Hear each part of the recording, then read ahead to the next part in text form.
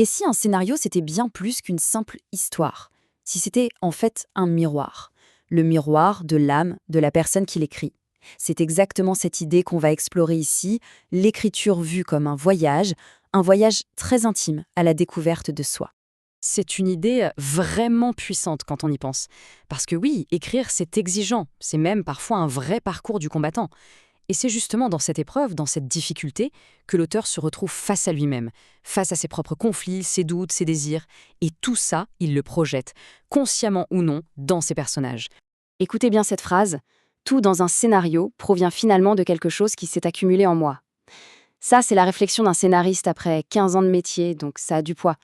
Et ça va être notre point de départ. La grande question, c'est comment est-ce possible? Comment chaque petit élément d'une histoire peut vraiment, au fond, venir de l'univers intérieur de son créateur? Alors, par où on commence ce voyage intérieur?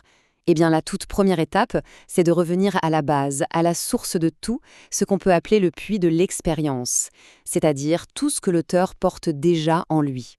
C'est la fondation même de tout travail d'écriture. Quand on écrit une scène, on ne part jamais vraiment de zéro.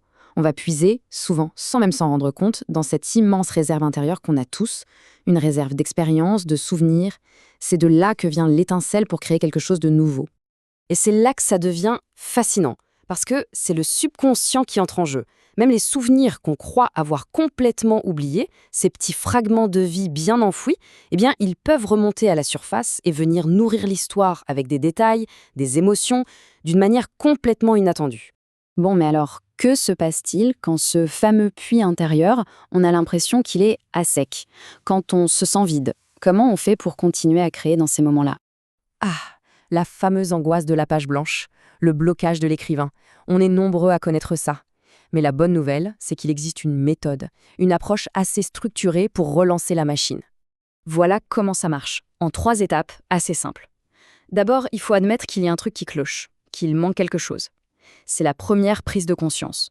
Ensuite, deuxième étape, on va se nourrir. On cherche de l'inspiration ailleurs, dans des films, des livres, de la musique.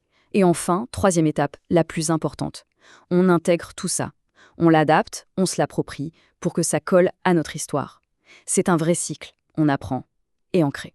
Le point vraiment crucial à comprendre ici, c'est que le but n'est pas du tout de copier. Non. L'idée, c'est d'absorber ces nouvelles choses, de les digérer jusqu'à ce qu'elles fassent vraiment partie de nous, de notre propre boîte à outils créative. Maintenant, voyons un peu comment tout ça se concrétise à la fin dans l'œuvre terminée. Au final, le scénario, c'est un peu comme une empreinte digitale. C'est unique. Tout ce qui s'y trouve est un reflet de l'auteur. Les actions des personnages, le style des dialogues, la façon dont ils gèrent les conflits et même les solutions qu'ils trouvent à leurs problèmes. Tout ça, ça vient de la vision du monde du créateur.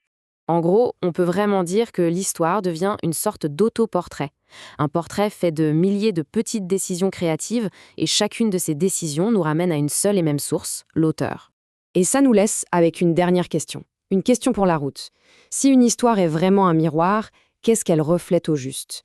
Peut-être qu'elle ne montre pas seulement qui est l'auteur à un instant T, mais aussi, et peut-être surtout, la personne qu'il ou elle rêve de devenir.